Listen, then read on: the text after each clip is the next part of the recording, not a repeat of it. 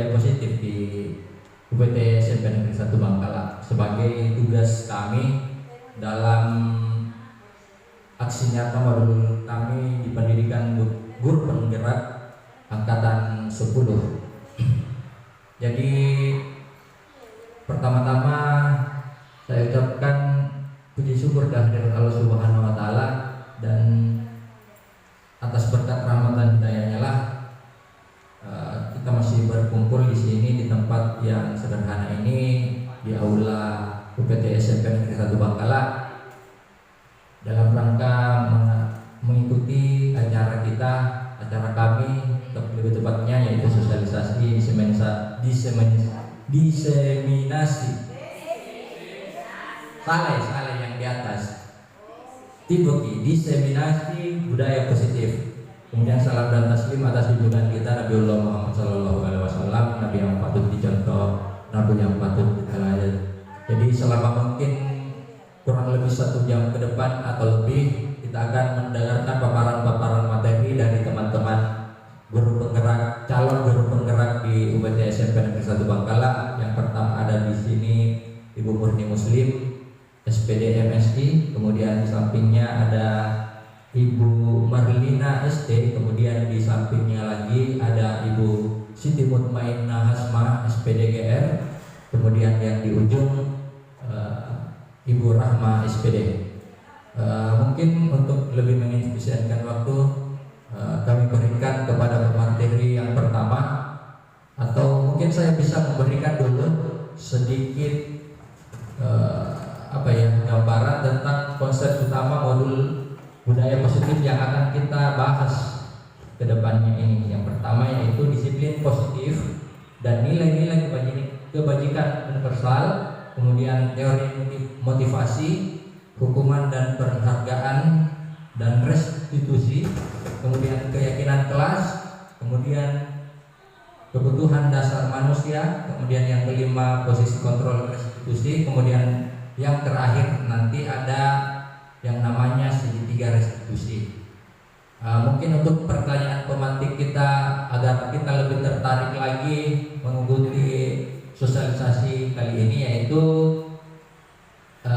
apakah Bapak Ibu setuju dengan pernyataan ini? Pernyataan yang pertama yaitu apakah hukuman dapat mendisiplinkan anak? Itu yang akan menjadi pembahasan kita ke depan. Kemudian, apakah pemberian hukuman dengan hal positif seperti misalnya membaca atau membersihkan halaman di sekolah dapat meningkatkan kedisiplinan anak? Kemudian yang selanjutnya, memberikan penghargaan dapat meningkatkan motivasi belajar anak. Nah, inilah hal-hal yang akan kita bahas ke depan. Bagaimana hal-hal ini mungkin kita bisa lebih pahami setelah pembahasan-pembahasan yang akan dibawakan oleh teman-teman calon guru penggerak yang ada di depan. Untuk yang materi yang pertama, saya persilahkan kepada Ibu Marlina. Waktu dan tempat dipersilahkan.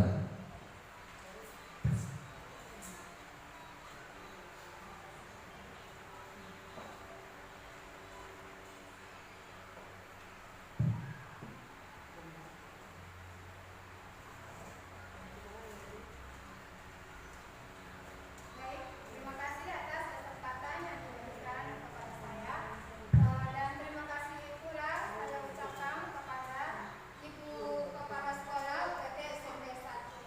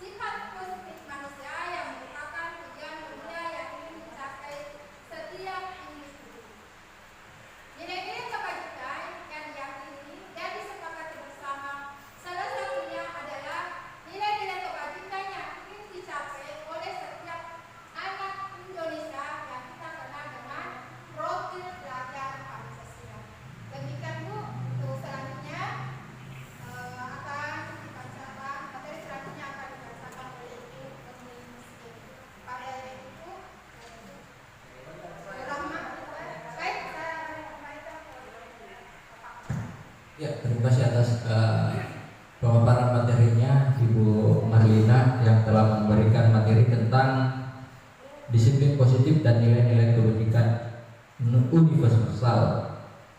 Mungkin ada sebentar akan ada sesi tanya jawab. Jadi mungkin ada sesuatu yang mengganjal atau masih kurang kita pahami. Mungkin bisa kita catat-catat dan kita akan membuka sesi tanya jawab sebentar. Kemudian selanjutnya yaitu materi tentang teori motivasi, hukuman, penghargaan, dan restitusi. Materi ini akan dibawakan oleh saudari kita Ibu Rahmah. Kepada beliau dipersilahkan dengan hormat.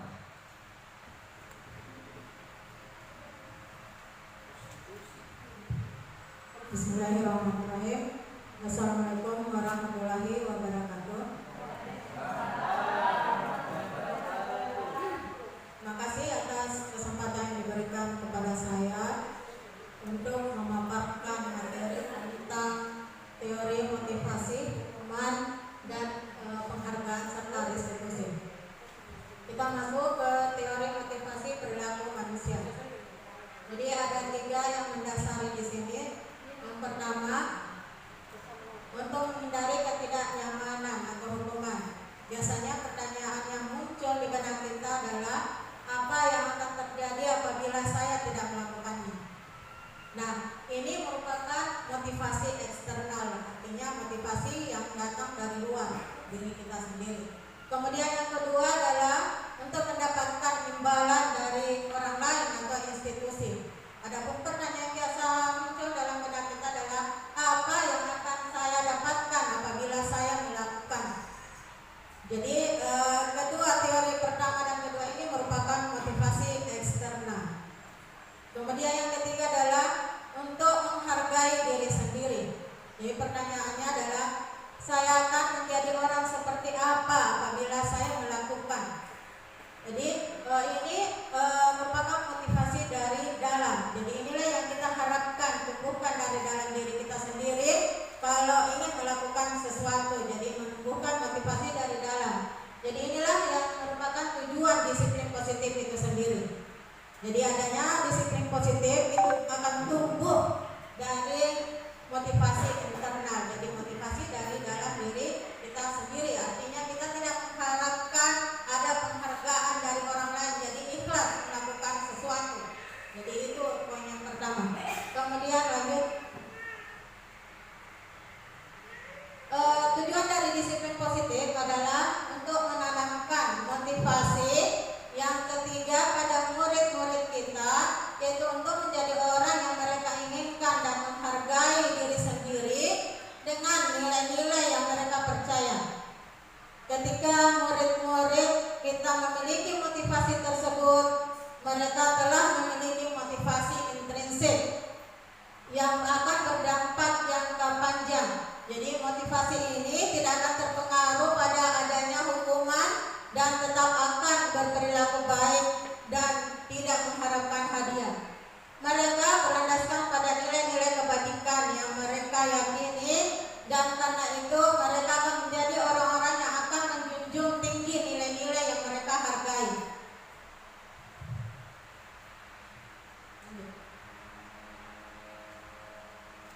Adapun hukuman, jadi hukuman itu bersifat tidak terencana atau tiba-tiba.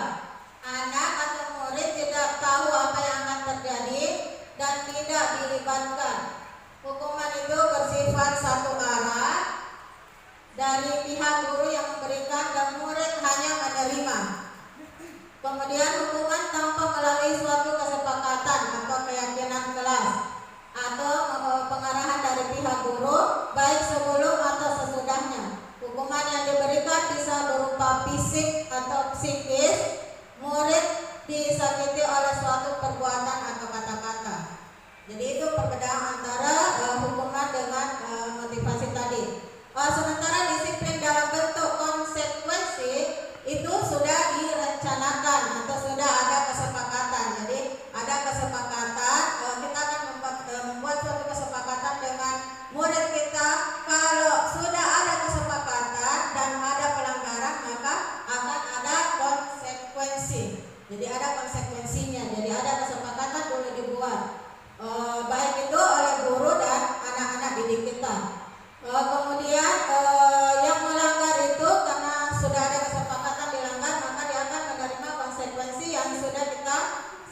hadir. Nah, hal ini juga berdampak tidak nyaman bagi murid, tapi jangka waktu pendek. Beda dengan hukuman tadi, jangka panjang.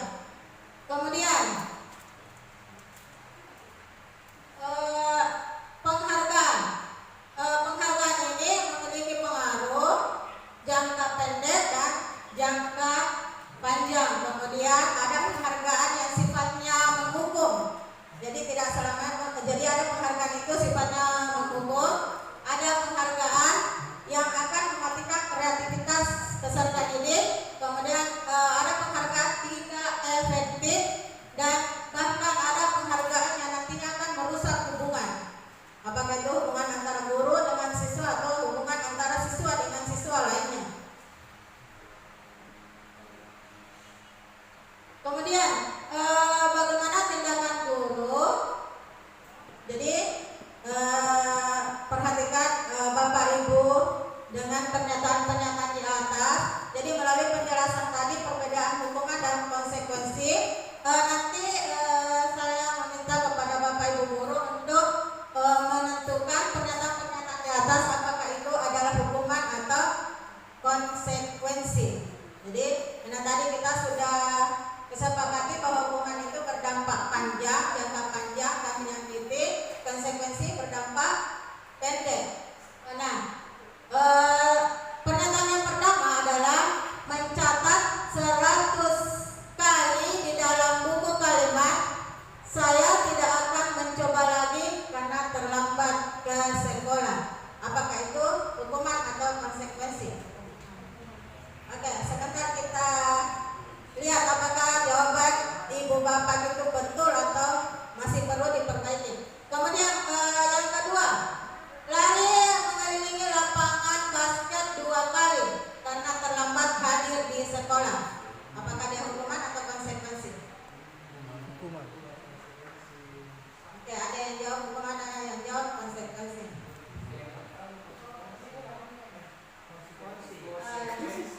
Oke, sebentar kita lihat kebenarannya Pak. Kemudian yang ketiga, murid diminta untuk push-up 15 kali karena tidak menggunakan masker ke sekolah. Jadi mungkin corona ini, musimnya corona yang lalu, dan mungkin nanti akan terjadi lagi. Apakah itu hukuman atau konsekuensi?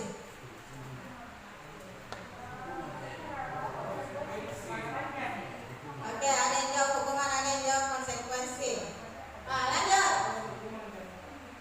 Menggantikan kertas tugas teman yang telah dicoret-coret. Hukuman atau konsekuensi?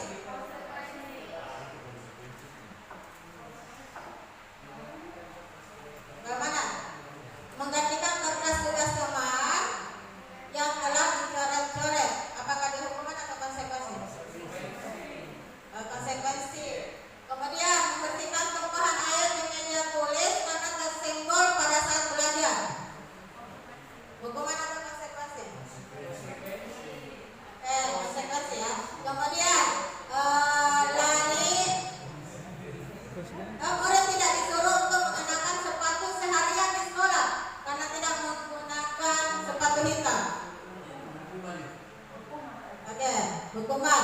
Kemudian pernyataan yang terakhir ya, lari mengelilingi lapangan basket 2 kali karena terlambat 10 menit untuk pelajaran PJOK. Oke, hukuman. Nah, oke, jawaban tadi nanti kita lihat kebenarannya setelah kita simak penjelasan berikut. Sekarang kita masuk apa itu restitusi. Jadi kita akan membahas apa itu restitusi. Restitusi adalah proses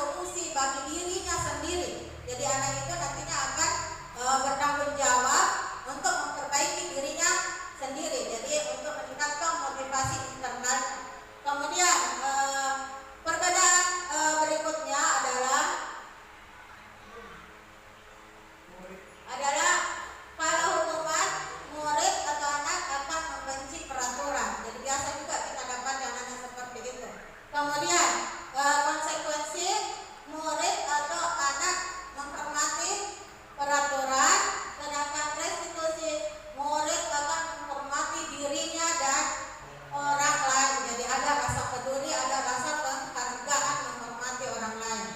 Kemudian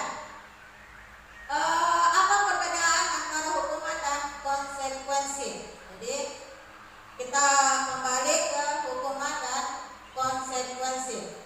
Kalau hukuman sebenarnya berulang ini tadi, tapi kita akan memperjelas lebih jelas lagi antara hukuman dan konsekuensi, karena kadang-kala kita guru maupun murid itu kadang-kala sulit membedakannya. Jadi hukuman itu sesuatu yang menyakitkan, harus terjadi. Kemudian konsekuensi sesuatu harus terjadi.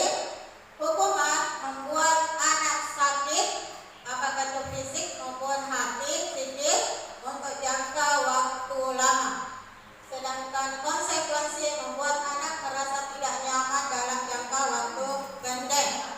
Kemudian hukuman, anak akan membenci kedisiplinan. Kemudian konsekuensi, anak akan menghargai disiplin. Kemudian hukuman itu bersifat paksaan, konsekuensi bersifat stimulus atau rangsangan. Kemudian hukuman mendorong anak menyakiti diri sendiri. Kemudian konsekuensi mendorong anak agar mudah menyesuaikan diri. Hukuman membuat konsep diri yang buruk, sedangkan konsekuensi membuat konsep diri yang baik. Hukuman membuat anak belajar untuk menyembunyikan kesalahan. Jadi anak akan membuat menyembunyikan kesalahan-kesalahan yang dilakukan karena takut dihukum. Jadi konsekuensi, anak belajar untuk mematuhi peraturan. Yang terakhir, hukuman akan membuat rasa marah, rasa bersalah dan dipermalukan, merasa tidak dihargai, dan konsekuensi akan menimbulkan rasa kehilangan hak, dibuat tidak nyaman, diasingkan untuk sementara atau time out. Ya, ini sedikit banyaknya pemaparan dari saudari Ibu Rahma tentang apa itu hukuman dan apa itu konsekuensi. Apa saja yang masuk dalam hukuman, apa saja juga yang masuk dalam proses konsekuensi. Kemudian apa perbedaan dan persamaan hukuman dan konsekuensi. Mungkin selanjutnya kita akan mendengarkan pemaparan materi dari kakak dan yang termanis di sini tentang keyakinan kelas dan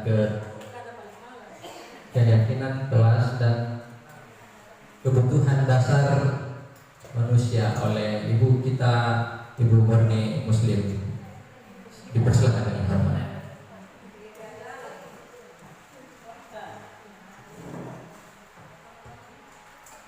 Oke, baik Bapak Ibu guru yang hebat, masih semangat? Semangat. Mana semangatnya? Karena saya tahu ini masih siang dan menerima ceramah dari kami, saya tahu Bapak Ibu lelah, capek dari tadi pagi datang sampai saat ini masih menerima ceramah dari kami.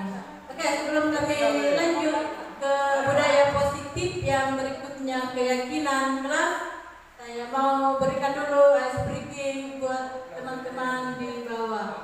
Gampang Ji, tepuk 1, 2 sampai 5. Kayak anak TK kembali ke anak TK. Jadi petunjuknya begini. Kalau saya bilang tepuk 1 kali, tepuk tangannya 1 kali. Tepuk 2 kali. Tepuk 3 kali, begitu saja. Jadi begini. Tepuk 4 kali. Saja. Dan sampai 5. Itu.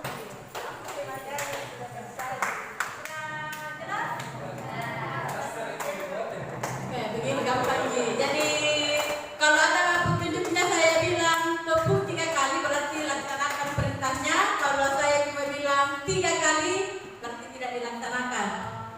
Sudah dipraktekkan dulu. Tepuk 1 kali. Tepuk 2 kali.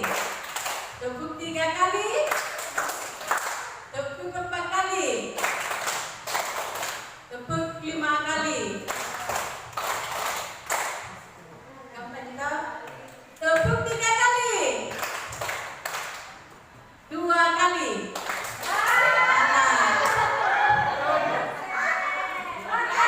Ada bertanya.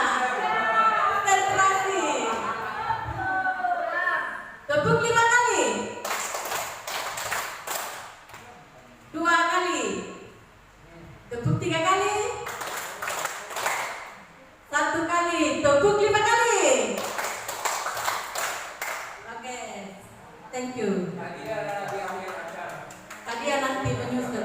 Oke, kita masuk di budaya positif berikutnya, yaitu keyakinan kelas. Jadi ini keyakinan kelas sama dengan seperti kita pada awal tahun ajaran baru, ada tata tertib atau peraturan sekolah maupun tata tertib kelas. Cuma karena ini sudah orang merdeka belajar, maka istilah itu diganti menjadi keyakinan sekolah atau keyakinan kelas. Jadi katanya di sini keyakinan kelas adalah kesepakatan kelas yang berisi aturan untuk membantu guru dan murid bekerja sama membentuk kegiatan belajar yang efektif. Jadi keyakinan kelas. Jadi biasa Ibu dengan istilah peraturan atau tata tertib. Untuk selanjutnya, karena kita sudah merdeka, maka kita akan menggunakan di kesempatan berikutnya kita ganti keyakinan sekolah atau keyakinan kelas untuk calon wali kelas, diganti tata tertib kelas. Biasa itu kita buat setiap tahun, kita ganti menjadi keyakinan kelas. Baik, bagaimana prosedur pembentukan keyakinan sekolah atau kelas? Ada di sini. Yang pertama, mempersilahkan warga sekolah atau murid-murid di sekolah untuk tingkat sekolah, kalau di tingkat kelas, murid-murid di kelas, untuk bercurah pendapat tentang peraturan yang perlu disepakati di sekolah maupun di kelas. Jadi pertama dulu curah pendapat. Kira-kira apa yang mau diusulkan ininya nanti dimasukkan di keyakinan kelas. Jadi diminta semua dulu usulan atau sarannya atau ide-idenya. Kemudian prosedur yang kedua, mencatat semua masukan-masukan pada murid maupun warga sekolah di papan tulis atau di kertas besar semacam poster, di mana semua anggota kelas maupun warga sekolah bisa melihat hasil curah pendapat. Kemudian langkah yang ketiga, susunlah keyakinan kelas sesuai prosedur pembentukan keyakinan sekolah atau kelas. Kemudian gantilah kalimat-kalimat dalam bentuk negatif menjadi kalimat positif. Biasanya tuh di peraturan kelas ada dilarang makan minum atau dilarang keluar masuk di kelas. Pokoknya larangan-larangan lah. Jadi untuk kedepannya kita ganti kalimat itu menjadi kalimat positif. Misalnya di sini ada contohnya, jangan berlari di kelas atau di koridor, atau jangan ribut di kelas. Pokoknya kita ganti itu kalimat negatif menjadi kalimat positif. Misalnya hilangkan kata jangan, diubah menjadi kalimat positif. Yang tadinya jangan berlari di kelas atau di koridor diganti menjadi kalimat positif, berjalanlah di kelas atau koridor. Ini salah satu contoh keyakinan kelas yang bisa dibuat. Ketika ini sudah dibuat itu tadi, maka berlakulah ada yang dijelaskan tadi Ibu Rahma, ada hukuman, ada konsekuensi, kemudian ada restitusi. Restitusi itu cara penyelesaian dari hukuman atau konsekuensi yang sudah dilanggar ini. Otomatis kalau sudah kita buat keyakinan, mau tidak mau pasti ada pelanggaran toh. Jadi itu nanti bagaimana hukumannya, bagaimana konsekuensinya, dan bagaimana cara menyelesaikan masalah itu, maka itu akan dilaksanakan sesuai kaidah restitusi. Lebih jelasnya sebentar restitusi dijelaskan lagi oleh sama Ibu Inna. Baik, next.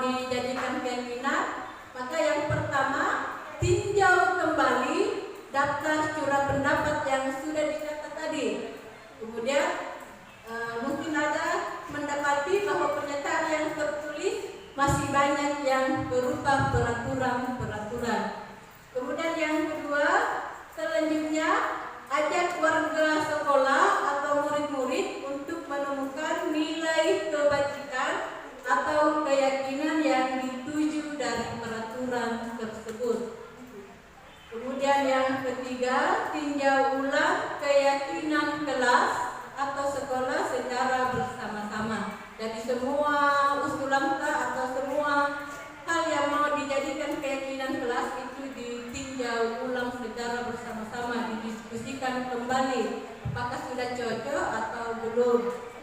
Kemudian setelah keyakinan sekolah atau kelas selesai dibuat, maka semua warga kelas dipersilahkan meninjau ulang dan menyetujuinya. Kemudian setelah itu kalau sudah fix, ditandatangani bersama apakah keyakinan sekolah maupun keyakinan kelas, termasuk guru dan semua warga atau murid.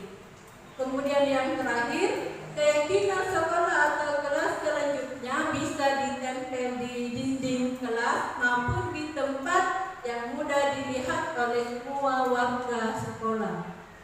Jadi ini sudah ya, itu dilaksanakan di kelas. Kasih ditempel-tempel, cuma lain kali namanya diganti, bukan lagi tata tertib kelas maupun peraturan kelas, tetapi diganti keyakinan kelas yang mau kita laksanakan, yang mau kita yakini betul-betul itu akan dilaksanakan. Oke, baik, next.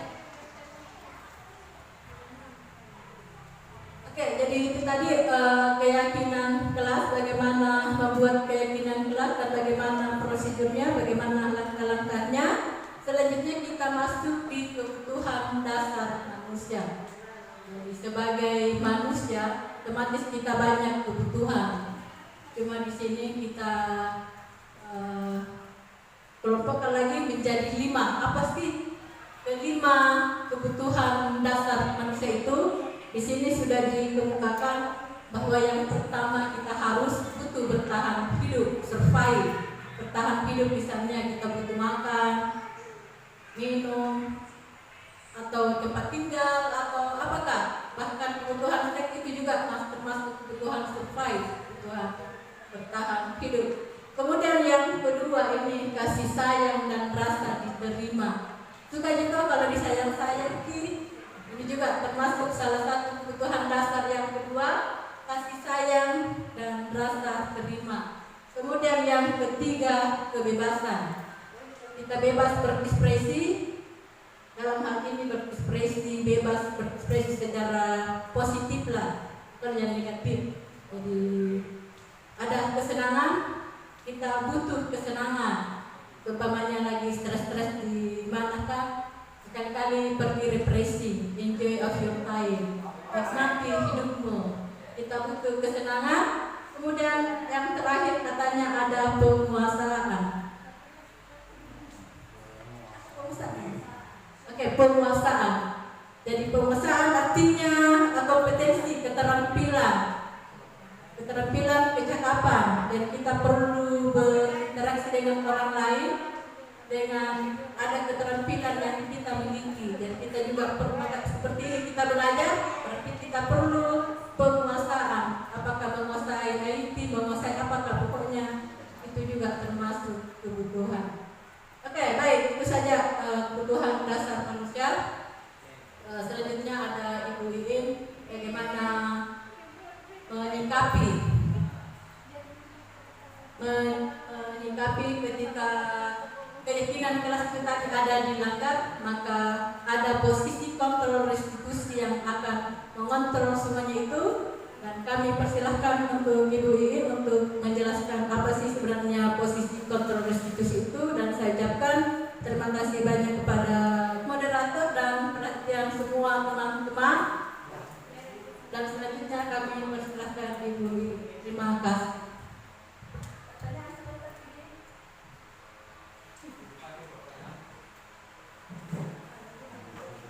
Ya, itulah pemaparan materi dari Ibu Murmur Muslim. Mungkin untuk lebih menyorotkan, karena wajah-wajahnya di bawah sudah sangat mengantuk, saya lihat bisa tepuk tangan sekali untuk Ibu.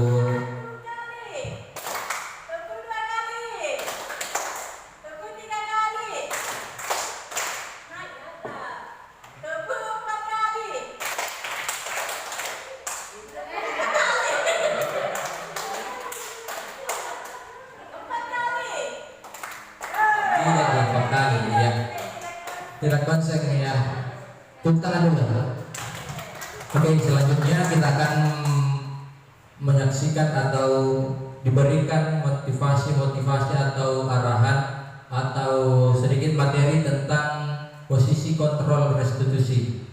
Jadi apa itu posisi kontrol restitusi akan dipaparkan selanjutnya oleh Ibu Mutmainnah. Kepada beliau dipersilakan dengan hormat.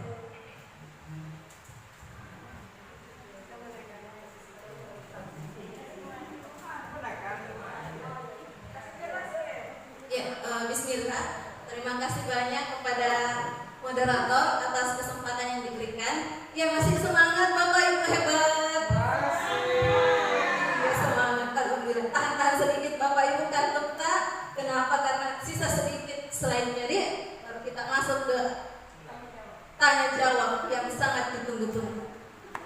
Iya, baik. Di sini saya akan memaparkan ya, dari kami selaku calon guru penggerak itu kan berdiri di sini di depan Bapak Ibu bukan untuk menggurui, bukan untuk istilahnya sok tahu, tapi di sini kita saling berbagi apa yang telah kami dapatkan. Itu kami ingin teman-teman semua juga dapatkan untuk kemajuan sekolah kita dan tentunya keberpihakan kita dalam pendidikan untuk peserta didik kita. Ya, baik. Selanjutnya kita masuk ke materi yang kelima, posisi kontrol restitusi. Nah, tadi sudah sempat disinggung tentang restitusi. Nah, sekarang saya akan memaparkan kalau posisi kontrol restitusi itu ada 5. Nah, di sini kita perhatikan baik-baik Bapak Ibu. Jadi yang pertama sebagai penghukum, yang kedua sebagai pembuat rasa bersalah, yang ketiga sebagai teman, yang keempat sebagai pemantau, dan yang kelima sebagai manajer. Nah, kita ingat 5 posisi kontrol restitusi. Kenapa? Karena sebentar ada pertanyaan-pertanyaan yang lebih lagi mendalami ini apa contoh-contoh dari posisi kontrol tersebut. Ya, boleh di next.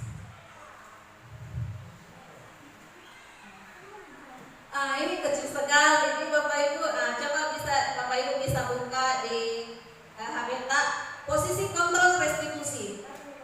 Bagaimana perbedaan kelima posisi kontrol tersebut?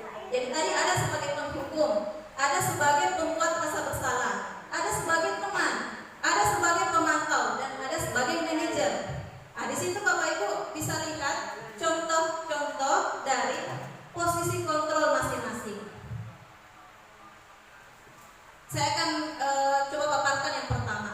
Ketika guru menghardik, guru menyakiti, bahkan menyindir, itu ternyata masuk ke dalam posisi kontrol sebagai penghukum. Kemudian yang kedua, ketika posisi kontrol membuat orang merasa bersalah.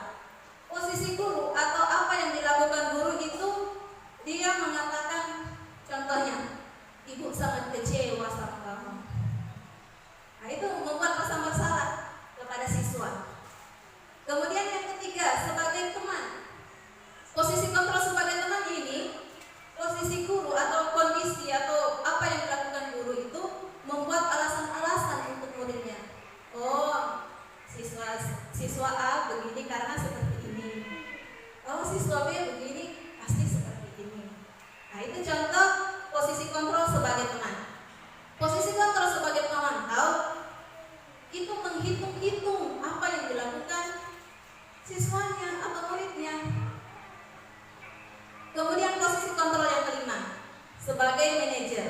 Nah, di sini guru mengajukan pertanyaan-pertanyaan seputar apa yang telah dilakukan oleh siswa tersebut. Jadi mungkin Bapak Ibu sudah bisa mengatakan, kira-kira selama ini saya berada di posisi kontrol mana ya? Apakah sebagai teman? Apakah sebagai penghukum? Apakah sebagai membuat rasa bersalah pada siswa? Apakah sebagai manajer? Ya, coba dilanjutkan. Coba di next. Nah, di sini coba saya akan antarkan Bapak Ibu untuk menjawab posisi kita seperti di mana ketika keadaan pertama saya kecewa sekali dengan kamu. Kira-kira itu masuk posisi yang mana? Sebagai teman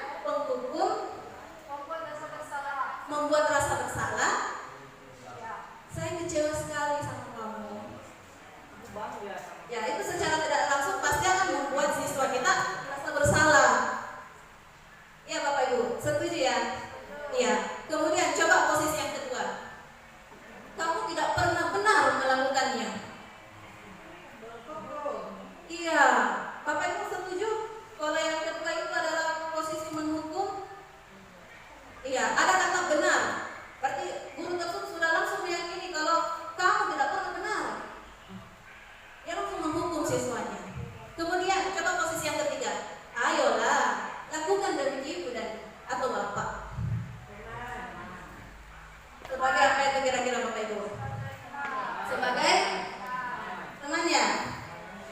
Nah, coba kalau yang keempat deh. Apakah kamu mau mendapatkan stiker bintang hari ini? Sebagai apa kira-kira? Sebagai? Hah? Sebagai apa kira-kira?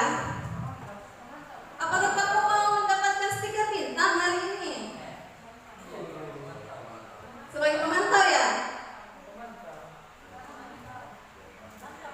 Pemantau ya?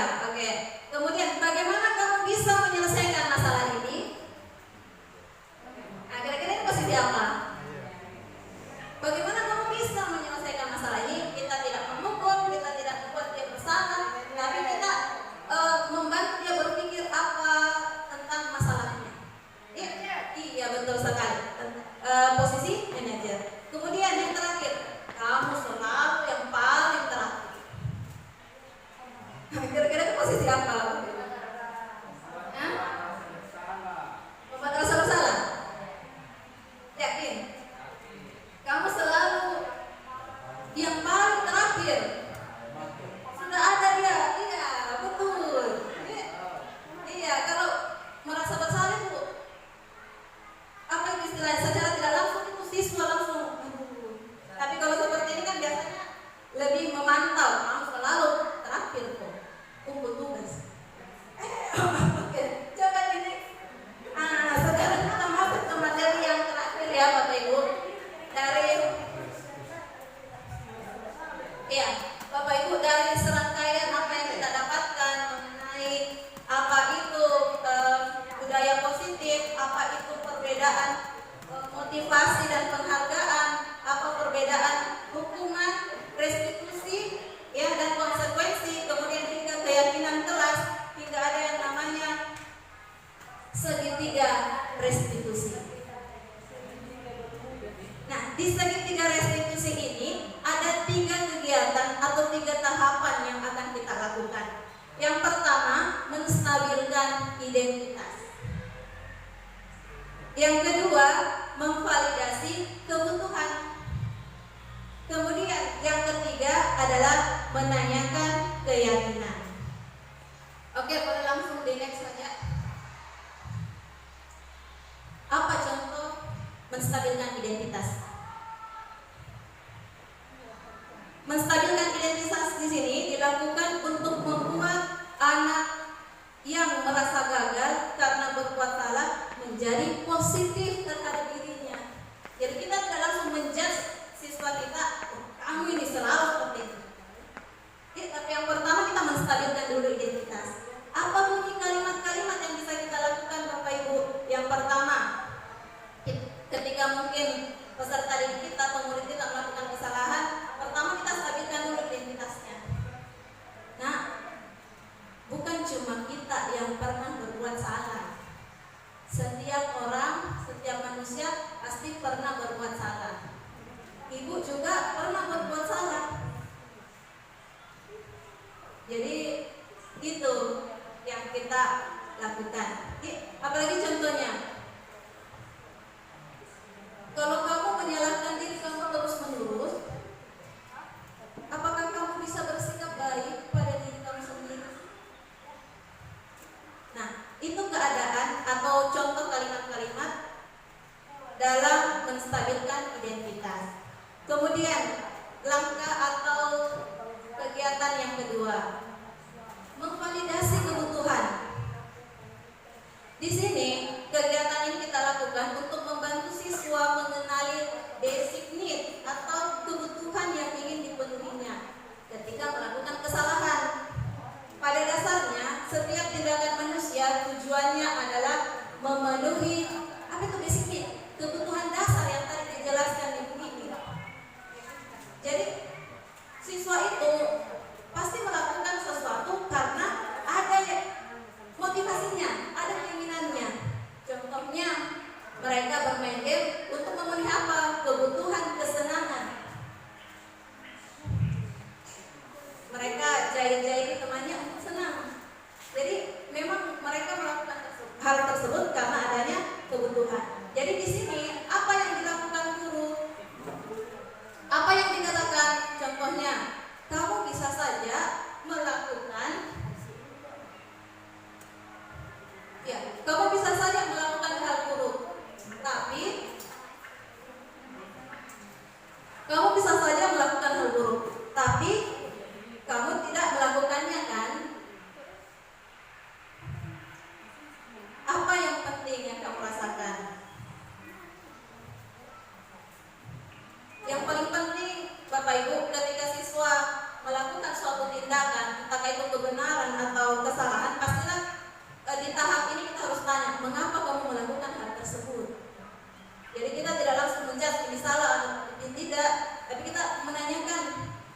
setiap orang itu pasti pernah melakukan kesalahan. Apa alasannya? Seperti itu. Kemudian yang ketiga adalah menanyakan keyakinan. Nah, disinilah tadi penjelasan dari Ibu Nini tentang keyakinan. Apa yang telah kamu yakini? Nilai-nilai apa yang kamu yakini? Di sini guru bisa menanyakan, apa nilai yang kamu percaya atau yakini? Apa kesepakatan yang, misalkan kalau dia melanggar kesepakatan kelas, ingat tidak kesepakatan kelas kita di awal? Jadi seperti itu kalimat-kalimat yang kita gunakan untuk tahap yang ketiga ini.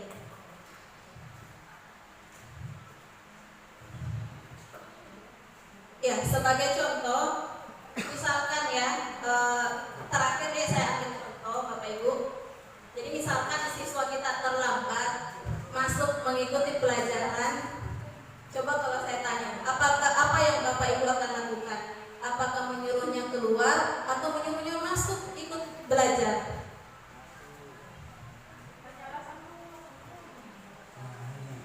Iya,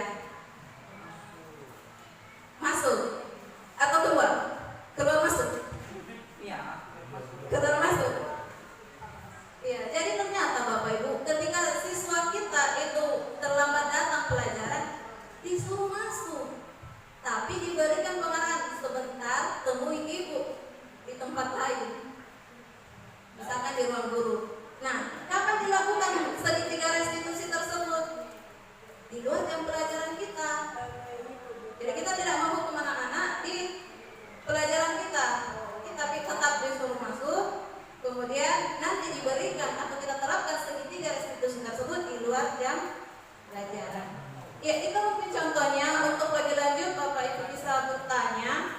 Ya, demikian mungkin untuk materi dari saya kembalikan ke Pak Alwi selaku moderator. Cik, ya terima kasih Bu Mutmainnah. Itulah tadi pemaparan tentang posisi kontrol restitusi dan segitiga restitusi. Jadi setelah mendengarkan pemaparan materi tadi, kita jadi tahu bahwa kita ini sebenarnya akan menjadi, ataupun yang lalu-lalu ini kita telah menjadi guru yang mengambil posisi kontrol yang mana? Apakah dia yang menjadi penghukum, atau yang menjadi teman, atau sebagai pemantau, ataukah manajer, ataukah apa yang terakhir, ataukah pembuat merasa bersalah? Jadi mungkin dari pemaparan Ibu Hasma tadi, kita telah mengetahui yang mana yang baik dan yang mana yang buruk mungkin, dan bisa kita perbaiki ke depannya.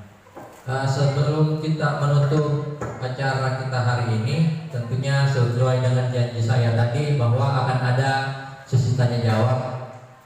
Jadi untuk sesi yang pertama saya akan memberikan kesempatan kepada satu orang penanya, kepada teman-teman yang ingin memberikan pertanyaan, dipersilahkan dengan hormat. Mungkin Ibu Rabia mungkin. Iya, jadi kalau tidak ada pertanyaan berarti saya anggap teman-teman sudah sangat paham dengan apa yang kami, atau mungkin bahkan tidak ada yang dipahami. Antara dua itu Ji, antara paham sekali atau kalau tidak ada yang dipahami. Iya, siapa? Ibu Rabia silahkan.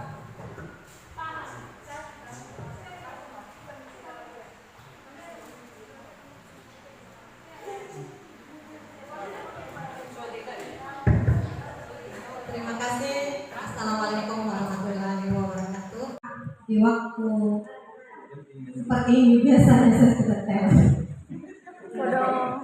Tapi demi teman-teman yang hebat, saya harus ikut supaya saya juga bisa tertular menjadi hebat. Pertanyaan saya dari materi yang sudah dipaparkan, bagaimana peran Anda sebagai calon guru penggerak dalam menularkan kebiasaan baik kepada guru lain dalam membangun budaya positif di sekolah. Terima kasih. Saya tertarik sekali tadi dengan topik mengenai keyakinan kelas yang dulunya kita kenal dengan rambu-rambu atau aturan-aturan dalam kelas yang harus dipatuhi oleh siswa, apakah siswa saja atau siswa dan guru atau guru saja. Itu yang pertama. Yang kedua,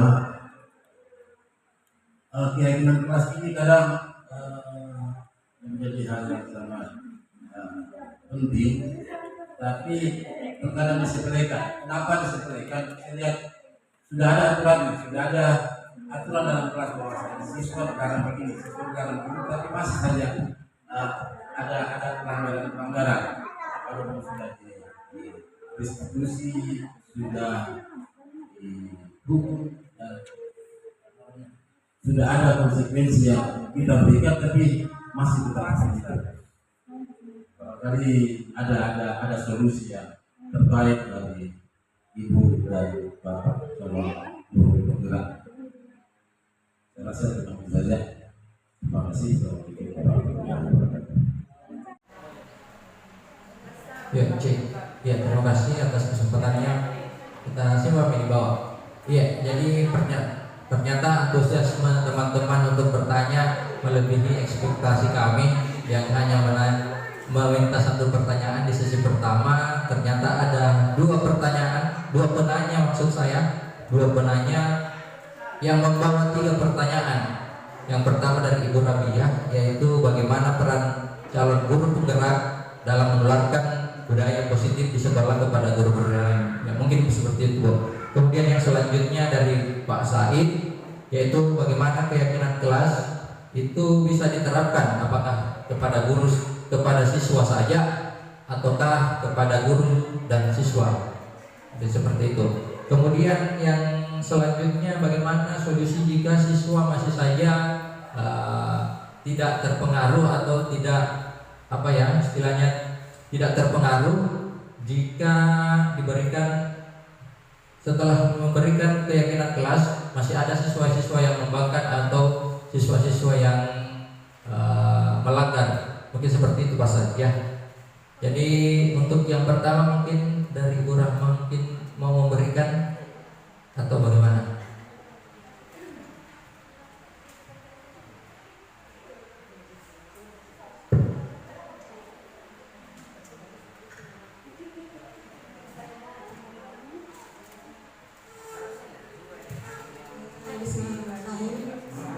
Baik, pertanyaan dari Bu Rabia, bagaimana peran CDP dalam menularkan budaya positif di sekolah kepada guru lainnya. Jadi kalau saya sebagai CDP itu saya akan berusaha menjadi teladan yang baik. Jadi mengupayakan menjadi teladan yang baik, memberikan contoh yang baik kepada teman-teman maupun kepada murid. Misalnya dalam hal datang tepat waktu, tidak terlambat, melakukan segala program-program yang sudah diamanahkan kepada kita, misalnya menjemput siswa. Jadi kapan kita melakukan sesuai dengan amanah yang diberikan, maka otomatis banyak teman yang dan siswa itu akan ikut kepada kita. Jelas upayakan dulu yang pertama adalah menjadi teladan, memberikan contoh yang baik, membiasakan hal-hal yang baik. Kemudian yang kedua, tanamkan dalam niat dulu untuk berbuat, jangan mengharap imbalan dulu. Jadi itu dulu. Jadi ikhlaskan dulu berbuat. Jadi masalah yang di belakang itu nanti akan ada yang datang dengan sendirinya. Jadi yang karena otomatis kita dapat pahala juga. Jadi itu. Kemudian pertanyaan kedua, dan sebentar nanti teman-teman PGP juga akan menambahkan. Kemudian bagaimana keyakinan kelas, apakah guru jadi keyakinan kelas ini diupayakan itu akan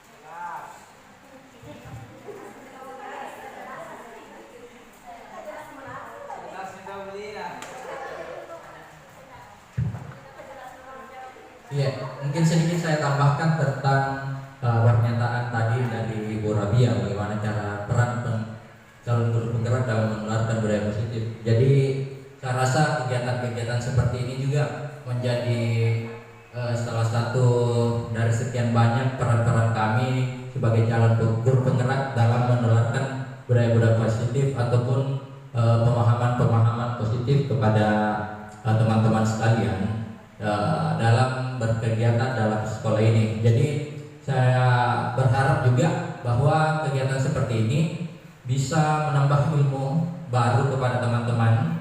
Setelah kami juga kemarin di ruang kolaborasi mendapatkan materinya, kemudian kami juga memberikan kepada teman-teman sekalian. Mungkin itu juga bisa menjadi salah satu peran kami dalam menularkan budaya-budaya positif ataupun pengetahuan-pengetahuan baru kepada teman-teman sekalian, seperti itu.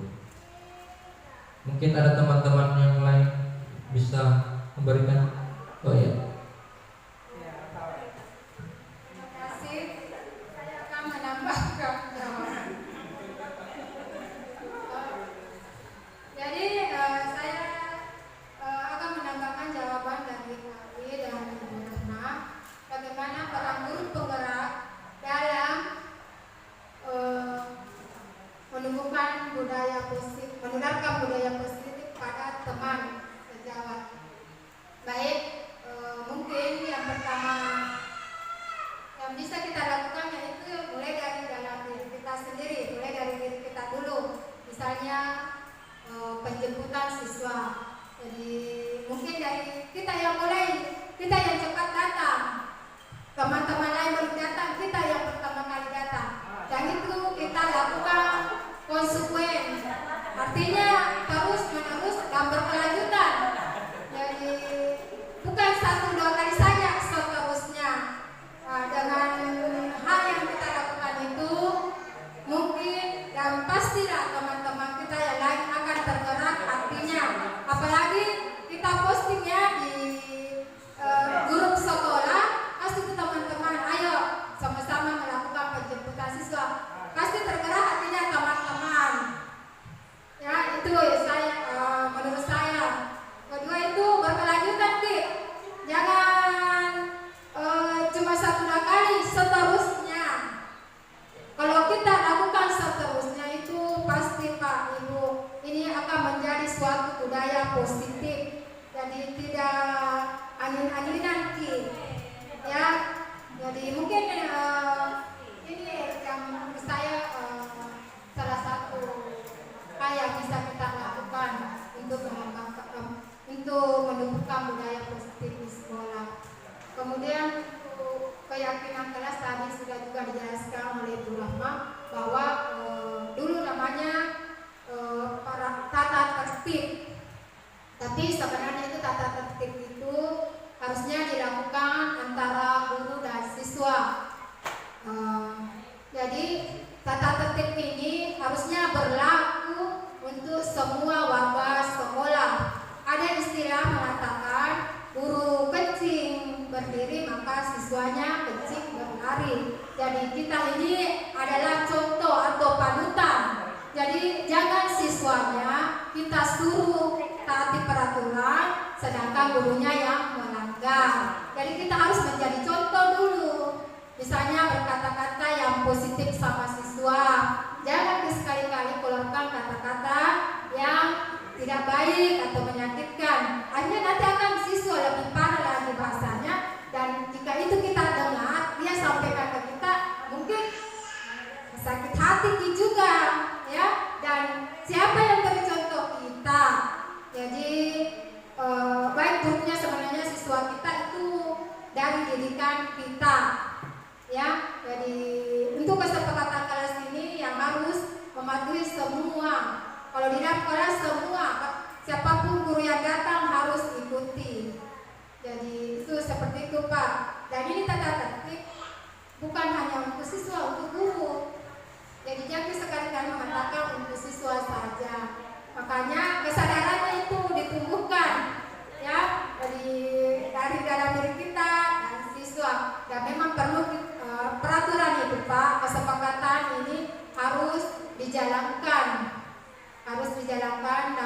memang konsekuensinya supaya siswa tidak seenaknya melanggar keyakinan atau kesepakatan kelas kita. Dan itu mungkin konsekuensinya bisa segi moral, mungkin dari teman-temannya yang mengingatkan dulu. Jadi jangan kita guru dulu yang ini, tapi gurunya dulu, siswanya dulu yang saling mengingatkan. Nanti mungkin kalau sudah parah, gurunya yang turun tangan. Ya, seperti itu tambahannya Pak. Terima kasih. Iya, tepuk tangan. Iya, terima kasih. Ya, jadi mungkin bagaimana para teman-teman penanya tadi, apakah sudah jelas atau mungkin masih mau ditambahkan? Antara jelas dan mau sekali makin pulang toh. Ya, tepuk tangan 1 kali, tepuk tangan 2 kali, tepuk tangan 4 kali, 5 kali.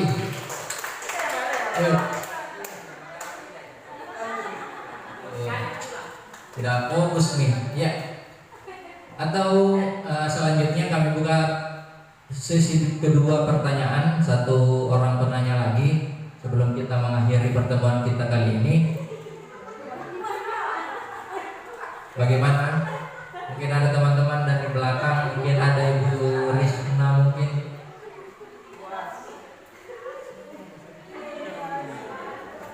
Ya. Sudah ada bisik-bisik di belakang, mungkin silahkan Ibu Risna. Silahkan nih. 1 kali nih baru kita tutup. Ada Ji. Kalau pada begitu, kalau tidak pertanyaan, mungkin saatnya saya menyimpulkan pertemuan kita kali ini. Ada nih.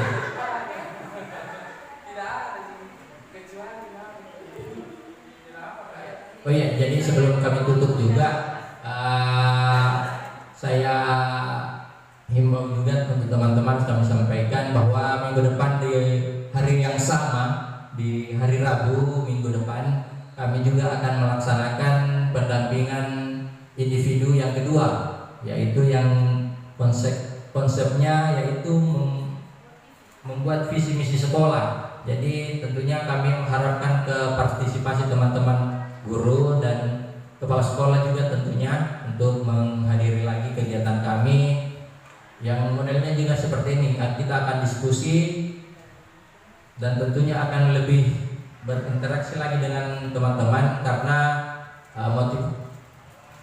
masukan-masukan dari teman-teman akan diambil. Akan ada pertanyaan-pertanyaan pemantik yang diberikan kepada teman-teman guru dan tentunya teman-teman akan lebih berpartisipasi dalam membuat visi misi sekolah.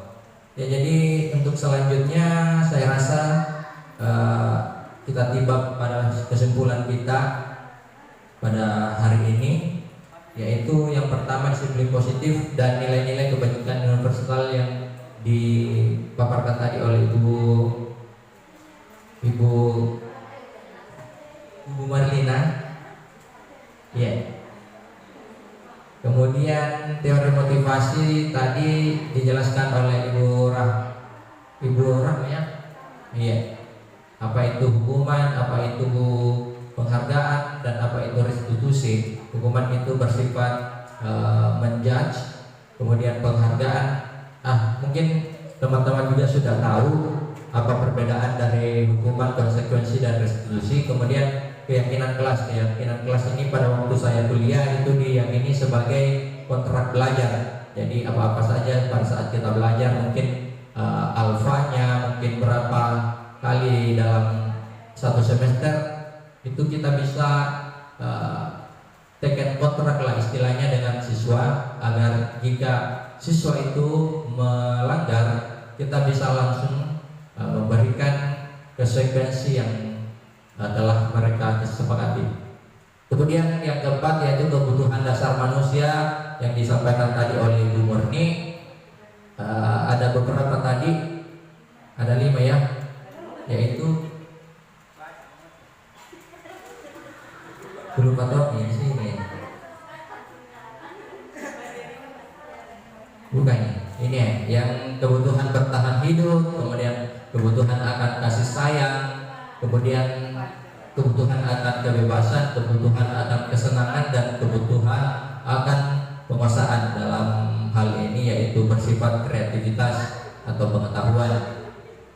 Kemudian yang selanjutnya tadi dibawakan oleh Ibu Mutmainnah yaitu posisi kontrol restitusi, yaitu ada 5 poin, yaitu yang pertama sebagai penghukum ya, kemudian pembuat rasa bersalah, kemudian sebagai teman, kemudian pemantau, kemudian menjadi manajer. Jadi di sini kita bisa memilih atau menrefleksi kembali diri kita, di mana posisi kita dan di mana posisi yang terbaik untuk kita dan murid kita ya tentunya. Kemudian yang selanjutnya, kesimpulan yang terakhir dari materi yang dipaparkan oleh Ibu Mutmainnah yaitu segitiga restitusi. Segitiga restitusi itu ada yang validasi kebutuhan, kemudian menanyakan keyakinan, kemudian menstabilkan identitas. Itu juga sudah dijelaskan dengan sejelas-jelasnya oleh Ibu Mutmainnah tadi. Jadi mungkin saya rasa demikianlah pertemuan kita kali ini, mudah-mudahan membawa manfaat, kemudian menambah pengetahuan baru lagi kepada teman-teman, dan mungkin ke depan bisa kita aplikasikan ke guru-guru maupun anak siswa kita ke depannya. Saya rasa seperti itu.